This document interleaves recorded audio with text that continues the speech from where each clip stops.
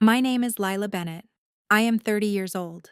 And on my wedding day, my fiancé's mother moved my father to a folding table behind the DJ booth because, in her words, bus drivers don't sit with donors. My dad had spent 31 years driving kids to school safely through snow, rain, and roads most people were too scared to take. My mom had sewn 3 wedding dresses in her life, including mine. And yet, at my own reception, they were seated with the photographer, the florist's assistant, and 2 empty vendor plates, while my fiancé's family filled the front tables like they owned the room. I thought that was the worst part. Then I heard my fiancé say, "Just get through tonight. After she signs the license, her father will sign the access deed." That was the moment I realized this wedding was never just a wedding. It was a business transaction. What they didn't know was that 3 hours before I walked down the aisle, I had already locked that access road inside a land trust they could not touch. And by the time dessert was supposed to be served, the investors for their $48 million resort were standing up. My fiancé's mother was crying into a champagne glass, and my father, the bus driver they tried to hide, was the only man in that room with the power to save them. Before I tell you what happened at the microphone, let me take you back to the road my grandfather left behind. I grew up in Ashford, Kentucky, population 12,000 if you count the college kids who leave every summer. My father, Samuel Bennett, drove bus route 17 for the county school district for 31 years. Yellow bus, cracked vinyl seat, thermos of coffee in the cup holder, handwritten route sheet clipped to the dashboard. He knew every kid who got motion sick, every kid whose parents fought in the driveway, every kid who needed an extra minute climbing the steps because their backpack was bigger than their body. He called them all my passengers, like he was flying them across the ocean instead of across 3 country roads and a railroad crossing. My mother, Teresa Bennett, worked alterations out of our laundry room. Prom dresses, church suits, bridesmaid hems, funeral pants, whatever people brought her. She had a Singer sewing machine older than me and a coffee can full of buttons sorted by color. I grew up falling asleep to the sound of that machine humming through the wall. We were not rich. My dad packed the same lunch for 20 years. Bologna sandwich, apple, black coffee. My mom saved wrapping paper if it was still pretty enough to fold. But I never once doubted I was loved. If there was a school play, my parents were there. If there was a fever, my mom slept on the floor beside my bed. If I said I wanted to go to college, my dad picked up summer maintenance shifts at the bus garage without making me feel guilty about it. I became a land use planner for the county at 27. Not glamorous, but important. Zoning maps, environmental reviews, drainage permits, public hearings where angry men in polo shirts yelled about setbacks. I liked it because land tells the truth. People lie all the time. Paperwork tries to lie sometimes. But a deed, a recorded easement, a parcel line from 1964, those things wait quietly until somebody smart enough looks. I met Preston Caldwell at a county planning meeting. His family was trying to get preliminary approval for a luxury lake development called Crown Ridge Resort. 500 acres of lakefront property, private villas, golf course, wellness spa, infinity pool. The kind of project that gets printed on glossy boards with fake smiling families walking fake golden retrievers. Preston was there representing Caldwell Development with his mother, Celeste. Preston was handsome in a way that looked expensive. Navy suit, perfect haircut. Watch that probably cost more than my first car. He asked intelligent questions. He remembered my name. After the meeting, he waited near the parking lot and said, "You're the only person in that room who actually understood the drainage issue." I laughed because he was right. We went to dinner that Friday. At first, Preston didn't feel like the men I associated with families like his. He listened. He asked about my parents.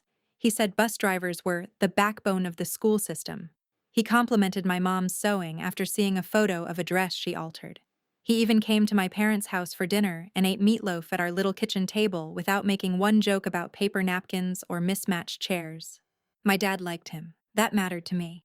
My dad is not suspicious by nature, but he has a quiet radar for men who perform.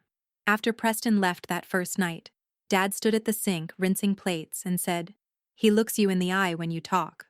That's good." My mom said, "He said thank you 3 times. That counts." So I trusted Preston. That was my first mistake. I met Celeste Caldwell 2 months later at her home, not house. Home sounds too normal. It was a stone mansion with a circular driveway, white columns, and a fountain in front that looked like it belonged outside a hotel in Italy. Celeste opened the door wearing a cream suit and emerald earrings. She kissed the air beside my cheek and said, "So, you're the county girl.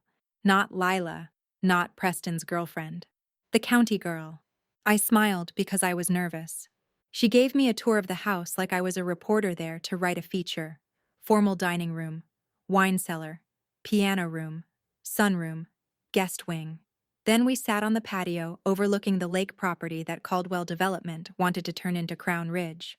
Preston squeezed my knee under the table when Celeste said things like, "Your father still drives a bus at his age?" And, "Your mother does sewing from home? How industrious." He whispered later, "She's old-fashioned. Don't take it personally." I wanted to believe him. That phrase became the glue holding my denial together. Don't take it personally. When Celeste corrected my pronunciation of hors d'oeuvres, don't take it personally. When she told me the wedding should be elevated beyond local traditions, don't take it personally. When she referred to my parents as sweet working people, don't take it personally. When she told me my mom's handmade veil was charming but perhaps better for the rehearsal dinner, don't take it personally. By the time Preston proposed, I had become fluent in explaining away insults. The proposal happened at the Caldwell Lake property. Sunset, candles, a photographer hiding badly behind a pine tree, Preston on one knee with a ring that made my hand look like it belonged to someone else. I said yes. Celeste cried. Richard Caldwell, Preston's father, clapped his son on the back like he had just closed a merger. That night, my dad hugged Preston and said, "Welcome to the family." Preston hugged him back. I replay that sometimes.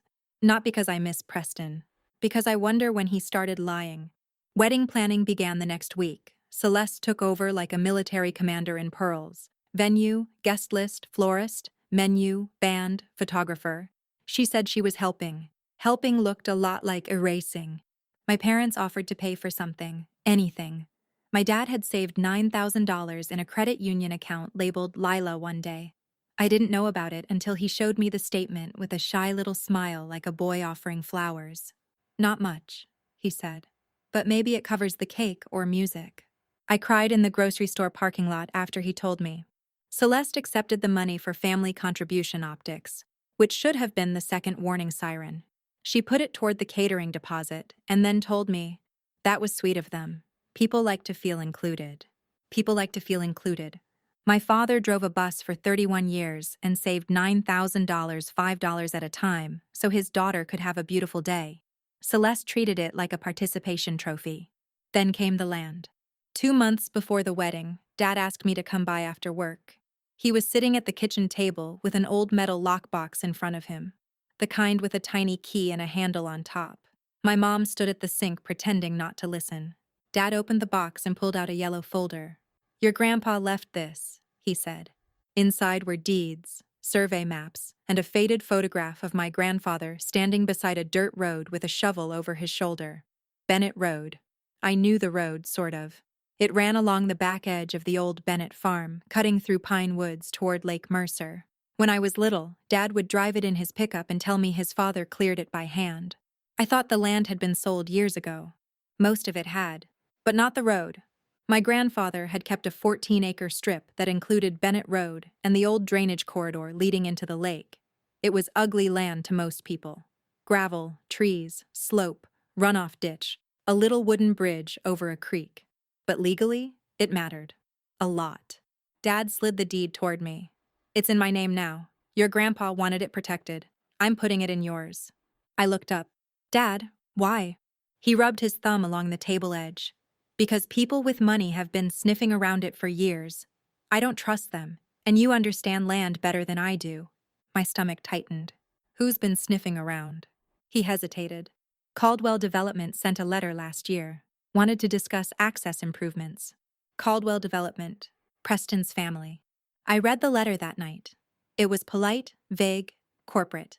Caldwell Development was seeking cooperation regarding future improvements to a private access corridor adjacent to proposed Crown Ridge infrastructure.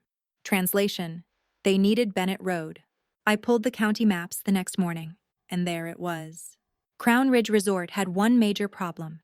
The main entrance they wanted to build from the highway had wetlands on both sides. The state would never approve emergency vehicle access through that route alone. For a resort of that size, they needed a second emergency access road, and the cheapest, cleanest path was Bennett Road. My father's road. The bus driver's road. I called my friend Maya, an attorney who specialized in land trusts. We met 3 days later. She read the deeds, the development maps, and the Caldwell letter. Then she looked at me and said, "Lila, this strip is not worthless. It is leverage." "I don't want leverage. I want to get married." "You can do both," she said. "But you need to protect it before marriage, especially if you're marrying into the family that wants it." That sentence sat in my chest for weeks. Maya prepared a transfer into the Bennett Family Conservation Trust. Dad signed first. I signed acceptance. The trust would protect the land from sale, transfer, or easement without unanimous approval from 3 trustees. Me, my father, and Maya as independent trustee. Celeste Caldwell could buy half the county and still not touch Bennett Road without us. The recording was scheduled for the morning of my wedding. Not because I wanted drama. Because Maya said, "If they push you to sign anything after the ceremony, I want this recorded before they can." I didn't tell Preston. That was not a secret. That was self-defense. Wedding day, September 21st. I woke up at my parents' house in the same room where my mother had hemmed homecoming dresses and my father had hung glow-in-the-dark stars on my ceiling when I was 8. My wedding dress hung on the closet door. Not designer. Not imported. My mother made it. Ivory satin, long sleeves, buttons down the back, lace she had saved from her own wedding dress. I have never worn anything more beautiful. Dad knocked at 7:30 and came in holding 2 mugs of coffee. "You ready, passenger?" he asked. That was what he called me when I was little and rode his bus on snow days. I smiled. Almost. He looked at the dress and swallowed hard. "Your mom outdid herself." "She always does." At 8:04, my phone buzzed. Maya. Recorded. Bennett Family Conservation Trust is official. Nobody touches that road without you. I stared at the message. I didn't know it yet, but that timestamp would save me. The wedding was at the Caldwell-owned Lake Mercer Club. Of course it was. 200 guests, marble floors, floor-to-ceiling windows overlooking the water, string quartet, champagne wall, flower arch, white roses on every table. Celeste had turned the reception into a soft launch for Crown Ridge Resort. Investors were there. Local officials were there. 2 state development people were there. I recognized half the room from planning meetings. This was not a wedding reception. It was a networking event in formal wear. The ceremony began at noon. My father walked me down the aisle. His hands were rough around mine. Clean, but permanently lined from work. He wore a gray suit Mom had tailored herself. His tie was slightly crooked. I fixed it at the end of the aisle before he gave me away. People smiled. Preston teared up. For 1 hour, I believed maybe I had been too cautious. Maybe Maya was wrong. Maybe Celeste was just snobbish, not dangerous. Maybe Preston really did love all of me, including where I came from. Then I walked into the reception hall. The first thing I noticed was the table nearest the stage. Table 1. Reserved for immediate family. Celeste Caldwell, Richard Caldwell, Preston's grandmother, 3 major investors, Senator Bramwell, Mr. and Mrs. Harlan from Harlan Capital. No Bennetts. I found my parents behind the DJ booth, not even at a guest table, at the vendor table. It had a black polyester tablecloth instead of white linen, 2 radio packs, a half-empty water bottle, a plate of sandwiches wrapped in plastic, a small sign that said, "Vendors." My father sat upright with his hands folded. My mother kept smoothing the skirt of the dress she made, like if she made herself smaller and neater, the room might stop humiliating her.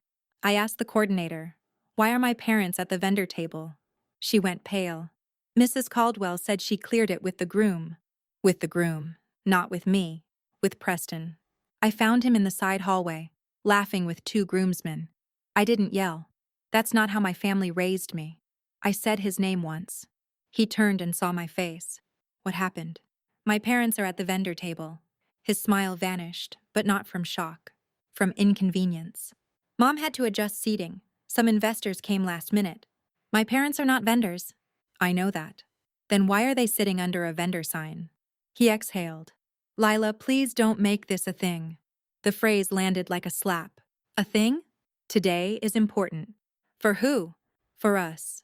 For my family. For the project. For our future. There it was. The order of importance. His family. The project. Our future. Somewhere after that, my parents. I said, "Move them to table 1. He looked away. I knew before he answered. Table 1 is strategic. Strategic. My father drove children through ice storms. My mother sewed my wedding dress by hand, and Preston called their absence from the front table strategic. Before I could speak, Celeste appeared behind him. "Lila, sweetheart, you look upset. My parents are at the vendor table." She gave a small laugh. "Oh, don't be dramatic, it's a table. They're simple people. They won't care." Simple people. I stepped toward her. "My father's name is Samuel Bennett. My mother's name is Teresa. They are not simple people." Celeste's smile thinned. This is exactly the kind of emotional reaction I was trying to avoid. Preston touched my elbow. "Baby, let's get through tonight." "Move them." Celeste looked past me toward the ballroom. "The Harlans are here. Senator Bramwell is here. This is not the time to rearrange optics." I stared at Preston. He said nothing. I walked away before I did something my mother would have to pretend not to enjoy. I went to the restroom hallway to breathe. That was when I heard them. Celeste's voice carried through the slightly open door of the private lounge. "Preston, control this now. After she signs the license, she's your wife. The father will sign the access deed. He drives a bus. He's not going to fight the Caldwell family." Then Preston. "I know, just keep her calm until after dinner." Celeste again. Lower. "Bus drivers don't sit with donors." My body went cold. Not hot, not shaking, cold. I had spent 2 years telling myself Preston was different from his family. But different men do not stand in rooms while their mothers call your father disposable. Different men do not say, "Keep her calm," like you are a horse before auction. Different men do not plan to use marriage as a tool to get land. I pushed the lounge door open. Celeste turned. Preston froze. I looked at him and said, "The trust recorded at 8:04 this morning." His face changed so fast I almost missed it. Confusion, recognition, fear. Celeste's eyes narrowed. "What trust?" "The Bennett Family Conservation Trust," I said. "The one that owns Bennett Road now." Preston swallowed. Celeste looked at him. "What is she talking about?" I smiled then, not because I was happy, because I finally understood the whole room. "You didn't tell your mother I knew." Preston took a step toward me. "Lila, listen." "No." One word. My mother's favorite word when something costs more than dignity. "No." I walked back to the ballroom. My parents were still at the vendor table. My father had taken the vendor sign and turned it face down. That somehow hurt worse. I went straight to him. "Dad." He looked up. "You okay, passenger?" I almost broke. Almost. "Can you and Mom come with me?" My mother stood immediately. She didn't ask why. Mothers know. The room was beginning to quiet. People noticed the bride walking with her parents from the vendor table toward the stage. Celeste came in behind us, fast. Preston behind her. Richard Caldwell stood from table 1. The band was preparing for the first dance. I took the microphone from the DJ. He let me because DJs understand crisis faster than rich people. "Good evening," I said. The ballroom settled. 200 people, champagne glasses, white roses, development investors, state officials, my mother in the dress she sewed, my father in the suit she tailored, Preston standing 10 feet away, eyes warning me not to continue. I continued. "I want to thank everyone for being here. I know many of you came to celebrate a marriage. Some of you came to discuss a resort." The first ripple moved through the front tables. Celeste's face went still. "Before dinner is served, I need to correct the seating chart." I looked toward the vendor table. My parents, Samuel and Teresa Bennett, were not seated with family today. They were placed at the vendor table behind the DJ booth because someone decided a bus driver and a seamstress didn't belong near donors. The room changed, not loudly. It tightened. People turned. The Harlans looked toward the vendor table. Senator Bramwell lowered his glass. The state development woman opened her folder. I kept going. "My father drove school buses for 31 years. Some of your children rode his bus. Some of your grandchildren did. My mother altered half the dresses in this room, including mine." A woman near the back looked down at her dress. My parents saved $9,000 over many years to contribute to this wedding. Their money helped pay for the food you're about to eat. And today, they were seated under a vendor sign. My mother covered her mouth. My dad stared at the floor. I looked at him and said, "Dad, please look at me." He did. "You belong at table 1 in my life. Always." That was when people started standing. Not everyone, but enough. My aunt, 2 of Dad's old drivers, my mom's friend Carol, then Mrs. Harlan from Harlan Capital. She didn't stand as a protest. She stood slowly, carefully, like a woman realizing she was sitting at the wrong table. Celeste stood too. "Lila," she said sharply, "this is not appropriate." I turned to her. "You're right. It wasn't appropriate when you said bus drivers don't sit with donors." Someone gasped. Mrs. Harlan looked directly at Celeste. Preston stepped forward. "That's out of context." "Then explain the context," I said. "Explain why your mother needed me calm until after I signed the marriage license. Explain why my father was expected to sign an access deed after I became your wife. Explain why Caldwell Development needs Bennett Road for Crown Ridge emergency access." That was the sentence that killed the room, not the insult. The land. Business people can ignore cruelty if they think it won't cost them money. But the second they smell legal trouble, they sit up straight. Mr. Harlan stood beside his wife. "Preston, is the access deed signed?" Preston said nothing. Celeste answered. "It was being handled." Mrs. Harlan's voice was quiet. "That is not an answer." I lifted my phone. Maya had sent me the recorded trust confirmation as a PDF. I had already opened it. At 8:04 this morning, Bennett Road was transferred into the Bennett Family Conservation Trust. No sale, no easement, no access improvement. Nothing can be signed without approval from all 3 trustees. Richard Caldwell finally spoke. "Who are the trustees?" "My father, me, and an independent land attorney." Celeste looked at my father like she had only just realized he was a person with legal power. Dad stood straighter. Preston's face had gone pale. Mr. Harlan turned to Richard. "You represented that secondary access was secured." Richard looked at Preston. Preston looked at Celeste. Celeste looked at me. That was when I understood wealth perfectly. It is a circle of people looking for someone else to blame. I said, "There will be no marriage license signed tonight." Preston snapped his head toward me. "Lila, no. Do not do this. You did it when you let your mother put my parents at the vendor table." Celeste's voice cracked through the room. "You are throwing away a marriage over a seating mistake." "No," I said. "I'm ending a transaction over fraud." That word landed hard. Fraud. The state development woman closed her folder. Mrs. Harlan picked up her clutch. Mr. Harlan looked at Richard and said, "We'll have counsel review the representations." That is rich person language for we are leaving before this explodes on us. The Harlans walked out first. Then Senator Bramwell. Then the state development people. Then half the front tables began checking phones, whispering, standing, creating that soft, expensive panic of people trying to exit without looking like they are fleeing. Preston came toward me. "Please, we can talk privately." I looked at him. "You had 2 years to talk privately. Today, I'm talking clearly." My father stepped between us. Not aggressively, just present. Preston stopped. Dad said, "Son, you don't get to ask her for quiet after your family used it against her." The ballroom went silent again. I handed the microphone back to the DJ. Then I took my mother's hand in one hand and my father's in the other. We walked out through the center aisle of that reception hall. Not the side door, not the kitchen exit. The center. Past the white roses, past the champagne wall, past table 1. When we passed Celeste, she whispered, "You'll regret humiliating this family." I stopped, turned, and said, "No, Celeste, you're regretting that I stopped being useful." Then we left.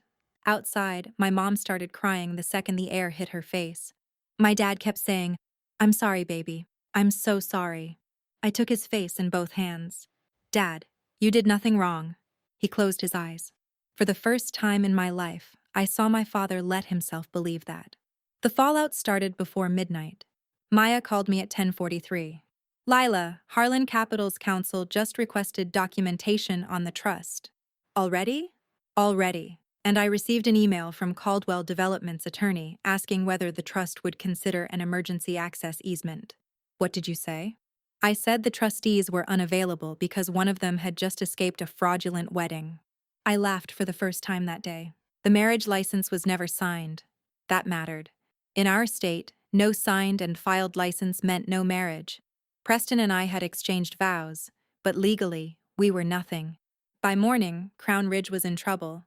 Harlan Capital paused funding. Senator Bramwell's office issued a polite statement saying he had attended a private wedding reception and had no involvement in development negotiations. The state review team requested updated access documentation. Without Bennett Road, Caldwell Development had to redesign the emergency access route through wetlands, a process that could take 18 months and millions in mitigation. All because they thought a bus driver's road was easy to take. Preston called 37 times. I didn't answer. He emailed. First apology, then explanation, then blame, then threat. By the fourth email, Maya replied on my behalf. All communication regarding Bennett Road must go through council. All personal communication is unwelcome. Celeste sent flowers to my parents' house, white roses, the same kind from the wedding.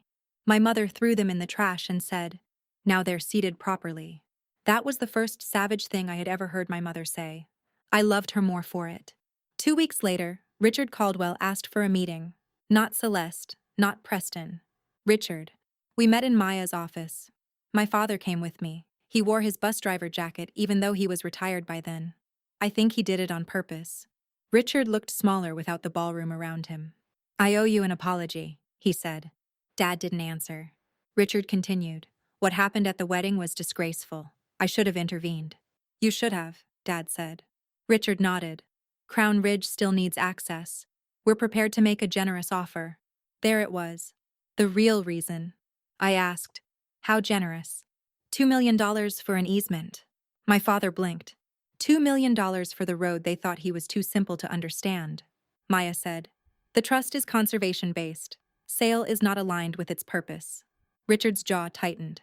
"Every trust has flexibility." I leaned forward. "This one has memory." He looked at me, confused. I said, "My grandfather cleared that road. My father maintained it. Your family tried to use my marriage to get it.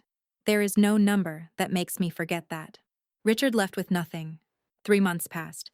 Crown Ridge lost Harlan Capital, then another investor. Then the project was suspended pending redesign. Caldwell Development did not collapse, but it limped. Quietly. The way wealthy families like to suffer. Behind closed doors, with lawyers. Celeste resigned from the Lake Mercer Arts Board to focus on family. Everyone knew what that meant. Preston moved to Lexington for a while. Mutual friends said he was taking space. I hoped he found enough space to grow a spine. My parents became local legends, which embarrassed my dad deeply. People started honking when they saw his old bus in the driveway. Someone at the grocery store said, "Mr. Bennett, heard you own the most expensive dirt road in Kentucky." Dad came home horrified. Mom laughed until she cried. 1 year later, Bennett Road became something else. Not a resort entrance. Not a development shortcut. A public nature trail. The trust partnered with the county schools. My dad helped design a safe drop-off area for buses. My mom sewed fabric trail markers with local kids during a summer program. Maya handled the legal work. I handled the land use approvals. On opening day, 3 yellow buses pulled up. Dad stood beside the trail sign in his old Route 17 jacket. The sign read, "Bennett Road Nature Walk, protected by the Bennett Family Conservation Trust, in honor of Samuel and Teresa Bennett, for every child who deserves a safe road home." Dad read it once, then again. Then he turned away and wiped his eyes with his sleeve. A 4th grader asked, "Were you really a bus driver?" Dad cleared his throat. "Still am, if you ask me." The kid said, "Cool." And just like that, one child gave my father more respect than the richest room I had ever walked out of. That was my table 1. Now tell me honestly, would you have walked out too? Comment below. And if this story hit you, subscribe for the next one.